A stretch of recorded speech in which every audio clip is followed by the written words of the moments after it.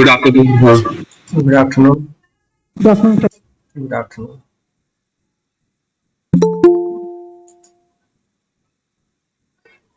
Good afternoon, sir. Good afternoon.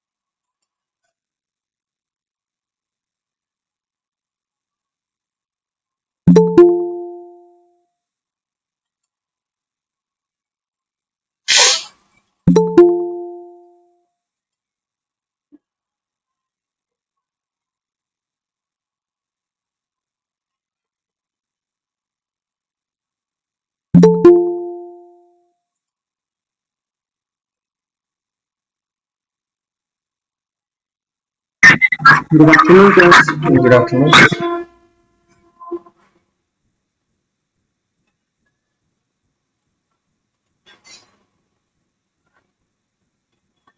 We'll start in a couple of minutes.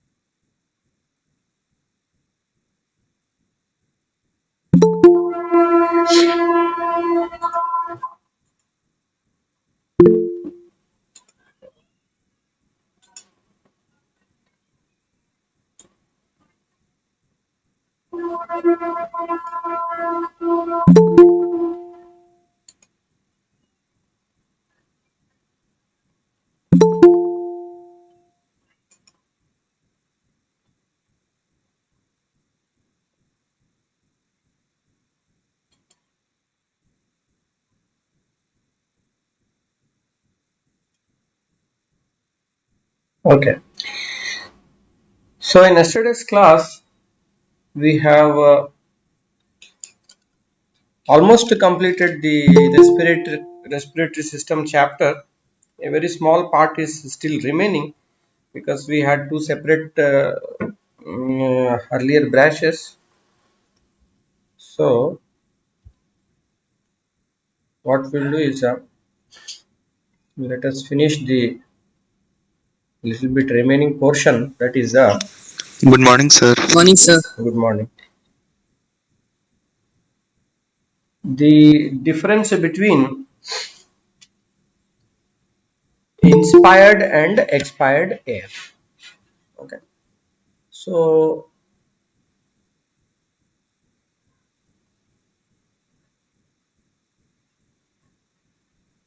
inspired, expired, and we are interested mainly with oxygen, carbon dioxide, nitrogen, water vapor, and heat. Okay. So when we breathe in the air, the percentage of oxygen is how much? That is equal to the percentage of oxygen in the atmosphere, right? So in the atmosphere, it is roughly 21%. Okay. But when we breathe out that air, do you think that percentage of the oxygen will be reduced, remain same, or increase? So it will be reduced. Reduced. It is reduced to almost 6.5%. So roughly you can say that 5% of oxygen we are consuming. Okay. What about carbon dioxide? Carbon dioxide concentration in the atmosphere is about 0.04%. Okay, not even 0.1%, less than that, 0.04%. But when we expire, it is coming to 4%. Huge difference, no? Where is 4% and where is 0.04%? So if you look at the fold difference, almost 100-fold difference is coming. 100 times. 100 times more carbon dioxide we are releasing outside.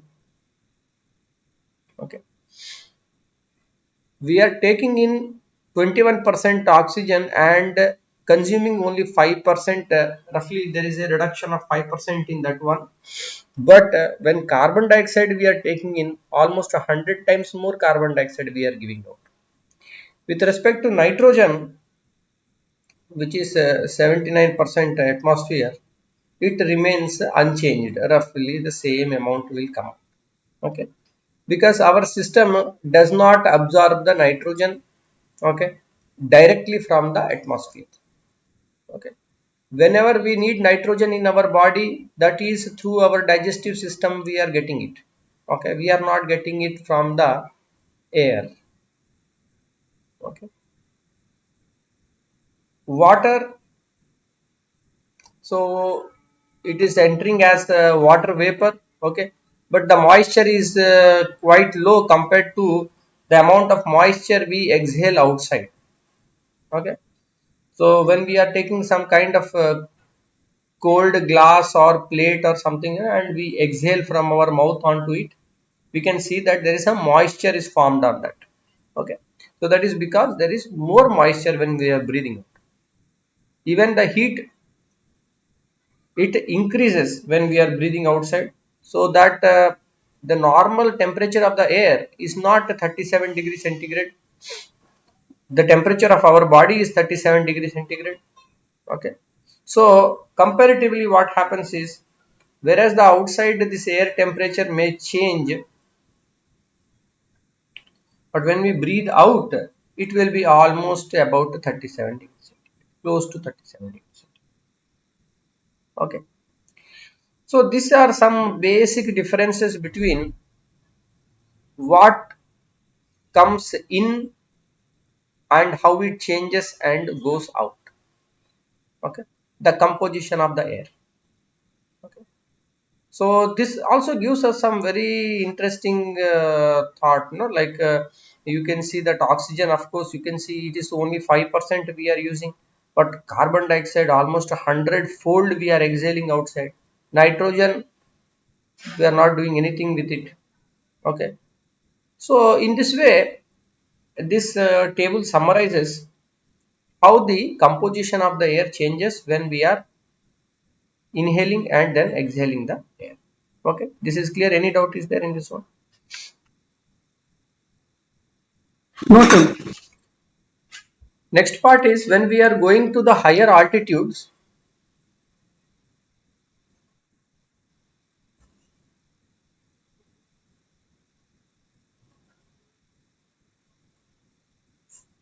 What happens? So when we are going to the higher altitudes, the pressure of the oxygen, availability of oxygen, it will increase, decrease, remain same. So it will decrease. It will decrease, no? Yes, sir. The uh, concentration of oxygen will decrease. so as we are going, if this is the sea level and we are going up, okay, in feet, then the air becomes thin. Air becomes thin. We say that air is becoming thin. Okay, so for example, if it is a Mount Everest and somewhere in between you have reached greater than 4500 meters of height, okay, then what happens, the percentage of the oxygen, it will become very less, so that we find it difficult to breathe.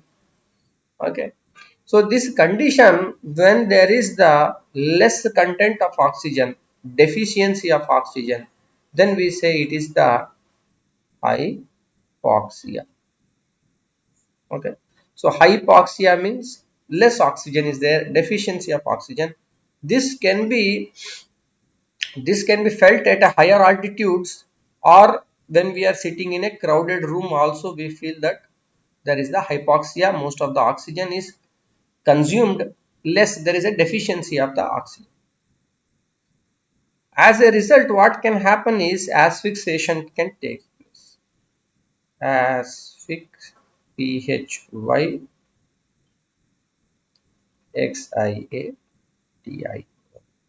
asphyxiation.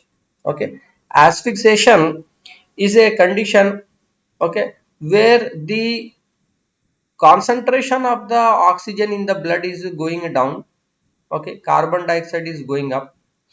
Okay, this can take place due to several other conditions also, like in the case of drowning, anyway, if you are having difficulty in breathing, if there is an obstruction in the breathing process, then automatically within the body the available oxygen becomes less. So that condition that is coming we say as the asphyxiation.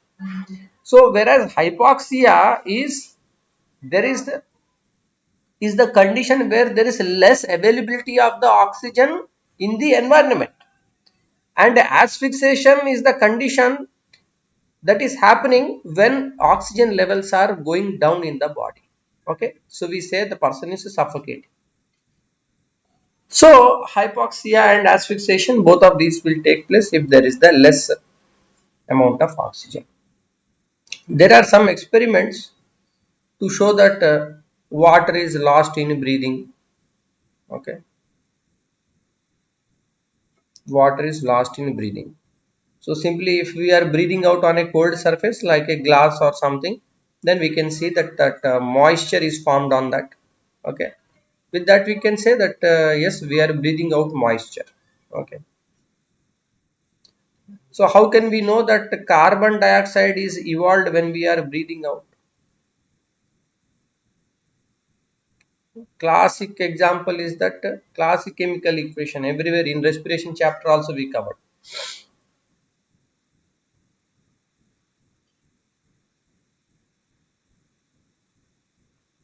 Lime water turns milky, that is a calcium hydroxide will convert into, react with carbon dioxide to form the calcium carbonate. Okay, this calcium carbonate is not very soluble and it will form that white color, milky white color. Okay, so that by this visual kind of reaction we can tell that carbon dioxide is released. We want to demonstrate that the diaphragm, how it is helping in the breathing process. So if we consider the rib cage, okay, and there is a sternum, okay,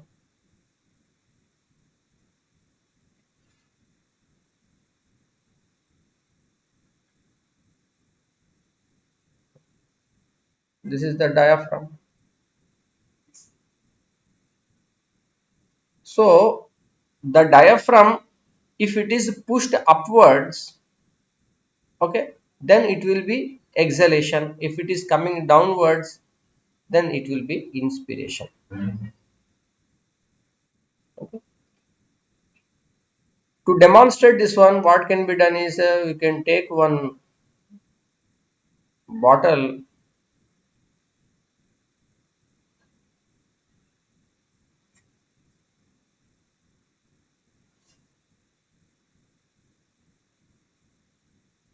okay, and You can take a Y-shaped tube,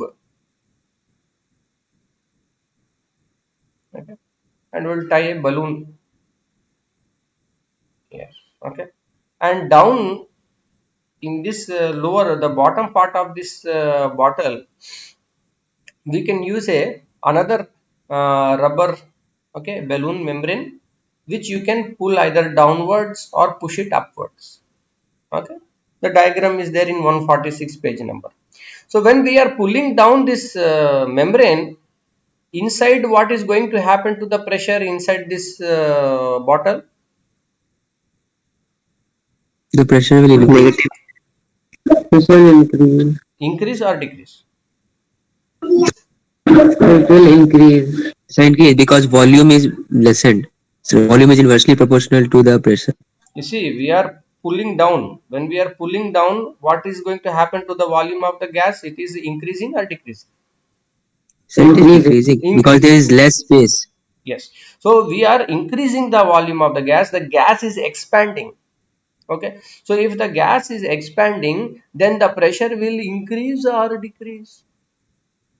Decrease. Decrease.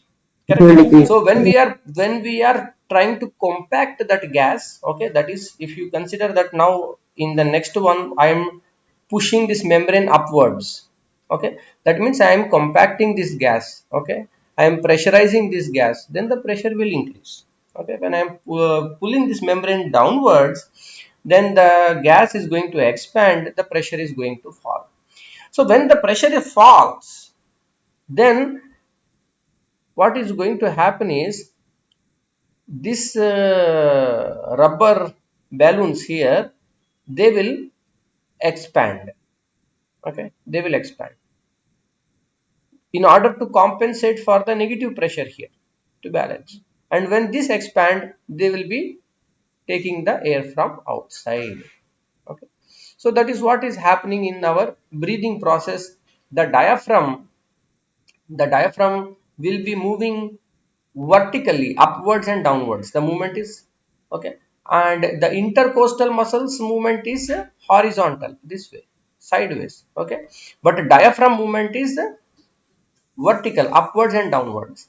So when it is a downward movement, negative pressure is taking place, the lungs will expand and pull the air from outside, okay. That is the simple setup to demonstrate the action of the diaphragm on the breathing process. It is clear for most of you? All of you are followed this one? Easy only? Yes, sir. Okay. Next one is we want to know that what is the volume of the expired air. Okay, so we are breathing in and then we are breathing out. So we saw one graph, that is the what is the lung capacity. Okay, inspiratory reserve volume, expiratory reserve volume, inspiratory capacity. So I want to know that how much air the person is able to breathe out. Okay, so for that one, the simple way is, just take one bottle, fill it with water, not completely, leave the space outside, and we'll have two tubes. Okay, one tube will only come halfway, it will not go all the way to the water level. Okay, the other tube will go inside the water. Okay, in this way. So the person is going to blow from here, okay, blow this pipe which is not going all the way down, and when we are blowing out, exhaling that air, the pressure will be formed here and it is going to push the liquid out from this pipe, okay, that you can collect in a measuring cylinder, okay, graduated measuring cylinder, and you can know that how much volume of the liquid is displaced.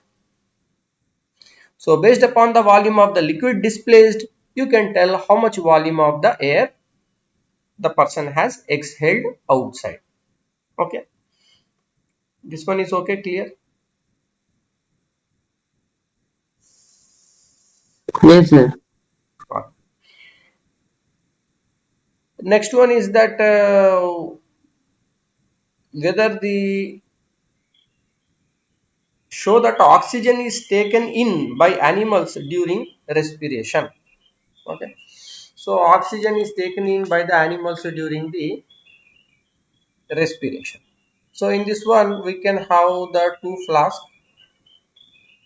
Okay, in one flask there will be the live cockroach, and in other there will be the dead cockroach. Okay, so the live cockroach, it will be consuming the oxygen that is there inside the flask. Of course the dead one will not consume. Also we will treat it with formaldehyde so that any microorganisms don't grow on that one. So after some few hours or maybe one day or something, what we can do is we can introduce a burning candle.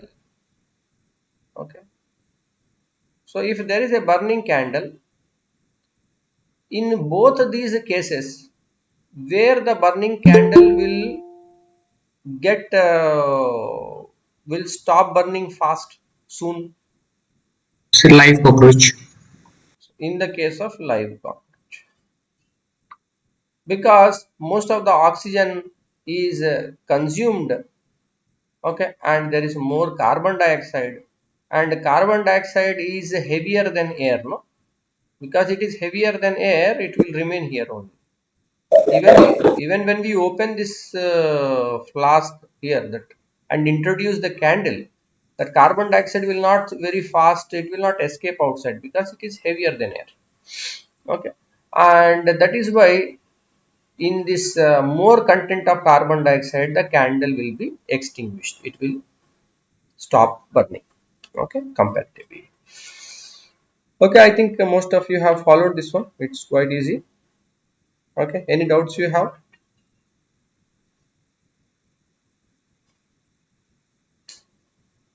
No, Okay. sir. Okay, then we can move on to solving some questions. Okay, today we thought that we will do that chapter on digestion, but a little bit was left, no? So it's better to finish so that we completed that part. So now we are completed with the chapters as a whole. Okay, the syllabus chapters have been completed. Now we will do some questions. Okay, yesterday we have done till here. Second question we have completed.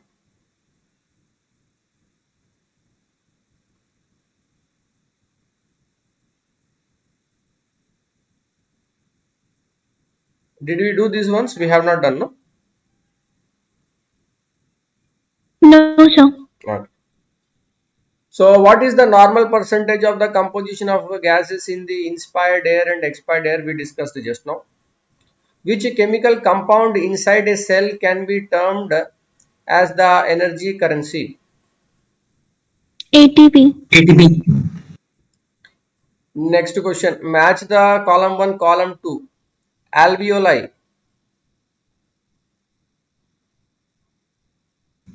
Diffusion of gases. That is correct.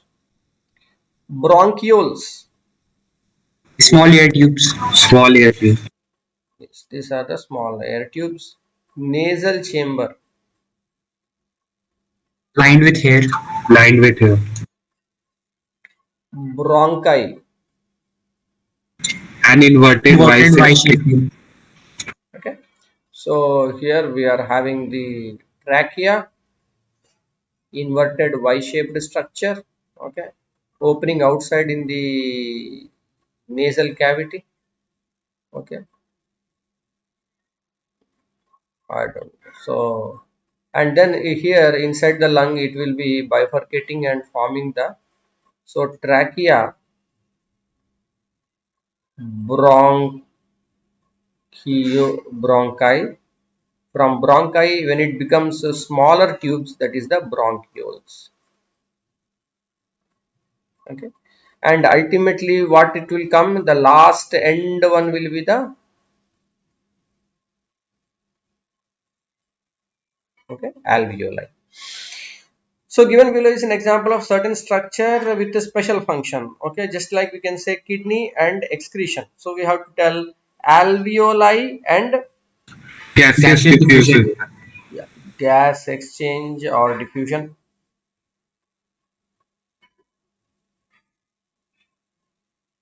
Mitochondria. Powerhouse. Yes, powerhouse of the cell. So can we write respiration? So it's asking function. Yes, of course. Yes. You're right. We should say more appropriately respiration. And even you want to be more specific, you can tell aerobic respiration. Okay. Epiglottis. Guard to the entrance of trachea. Guards trachea. Okay. The trachea entry factor. Pleura. Lung covering. Yes, that is the membrane of the lung. Diaphragm.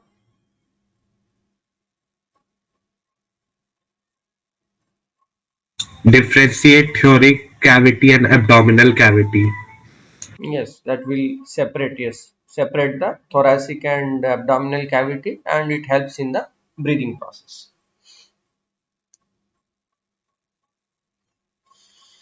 State one function of each of the following: ciliated epithelium lining the respiratory tract. So Lashy movements of cilia wards off the external particles Yes, from the nasal cavity. so foreign particles can be removed. Okay, with Sir, it protects the inner lining of respiratory passage. yeah, it is protecting. How it is protecting? Because along with the mucus, whatever the foreign particles are trapped, this epithelium will Lash it out. is some kind of cell, and we have this kind of projections, and they can do this kind of whip like motion to push that out of the system. Mitochondria, one function, powerhouse of the cell. Diaphragm helps in respiration. Intercostal muscles.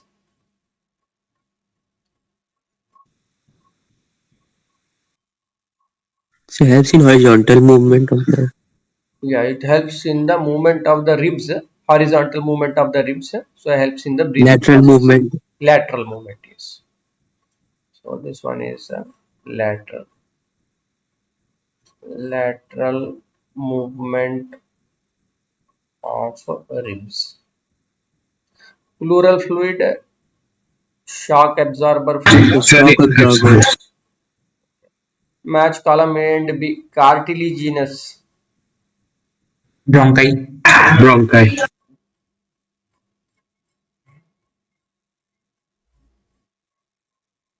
Cartilaginous is bronchi.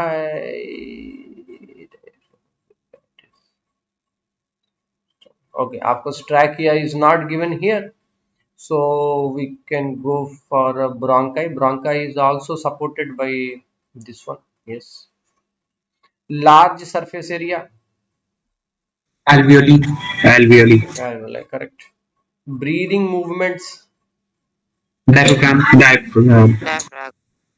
Yes. Voice. Larynx. Larynx.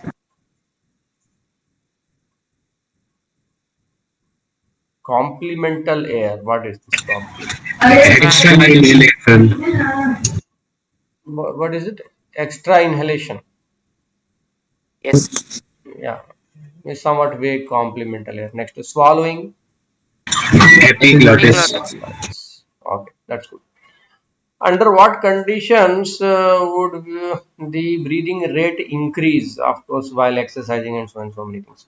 How would you prove that the air you breathe out is warmer? So how is the So respiratory by the passage kept? experiment which we discussed Yeah, how is just the before. respiratory passage kept free of the dust? Ciliated epithelium. How it is a wrong statement? We breathe in oxygen and breathe out the carbon dioxide, of course. All these are silly Sir, questions only.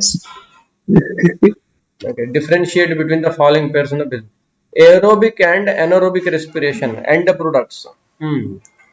Aerobic, anaerobic. Aerobic, it is CO2, H2O, ATP, and heat energy. While in anaerobic, it is lactic acid, lactic acid ATP, and heat energy. and carbon dioxide in In plants. anaerobic, we have two. That is the animal and the plant. In the case of animal, So plant it produces, I think, carbon dioxide also, sir, in anaerobic. yeah, in plant we will have ethanol plus carbon dioxide plus, of course, this ATP energy is common for everyone. So here it will be lactic acid ATP energy. Here also ATP energy.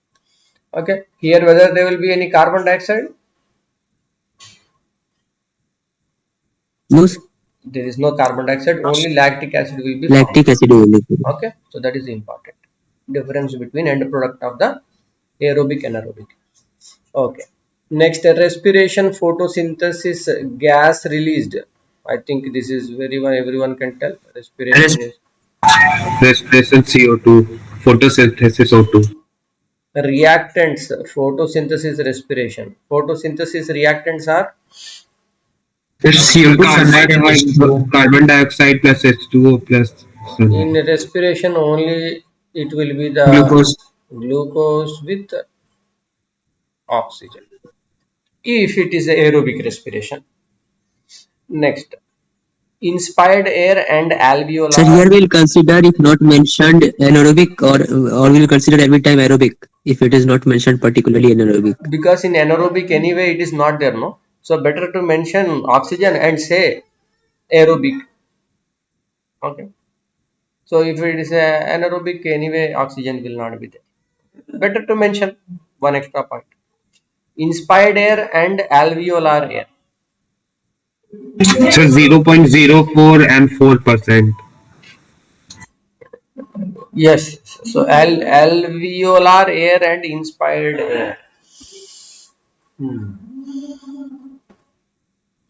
So when you say alveolar air, what does it mean? Sir, the expired air, So sir. the Not the expired air. complement expired air, sir.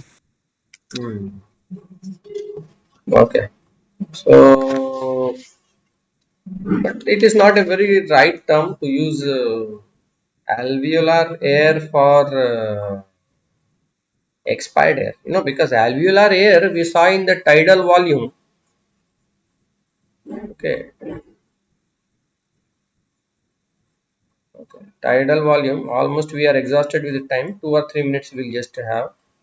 So tidal volume is having that dead air space and alveolar air. So this alveolar air is the air that is there in the alveoli. We are not talking about the air that is exhaled outside. And in the alveoli, it is a dynamic process, no?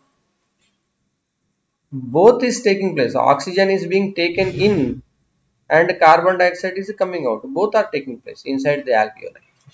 So we cannot tell anything about the carbon dioxide content in the alveolar air. So this person who framed this question was trying to be too smart, but that is not good. Inspired air and expired air is okay. Respiration and breathing. What are the organs involved? Of course, in respiration, Lungs, bronchi, and alveoli. in the case of, Respiration. and in breathing. Nasal cavity, trachea, and diaphragm.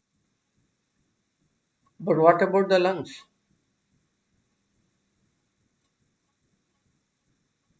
So when In we are, respiration, lungs are.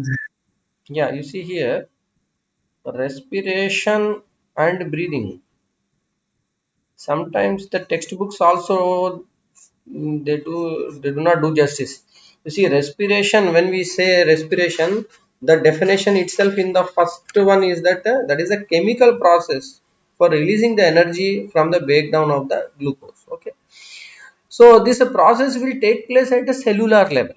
Respiration is going to take place at cellular level. It will take place in the Breathing is cytoplasm. mechanical. It will take place in the cytoplasm via the glycolysis. It will take place in the mitochondria. Okay. These cell organelles are involved in respiration. For breathing, we need the complete apparatus from the nasal cavity to the alveoli. That complete apparatus is required for breathing. Okay. So, what are the organs involved for respiration? I think here you should not use the term organs, you should use the term organelles. Okay, because all organs, all living organs will perform respiration. Correct? Is any living organ is there in our body which is not performing respiration? No, sir. All are performing respiration. Every cell that is alive has to perform respiration. Therefore, this way these people frame the question itself is wrong. Should not use this term like organ for respiration. Breathing is respiration. Here it will be organelle. Okay, maybe it was not easy for them to write both the things here. Next, tidal volume and residual volume. Quantity of So Tidal volume 15,000 ml and 1.5 500. 0.5 liter. Residual yeah, volume residual 1.5 volume liter. is much higher, 1.5. Okay. So I think okay, what we will do in our next class, we will do that digestion chapter, and any questions you have with that one you can ask.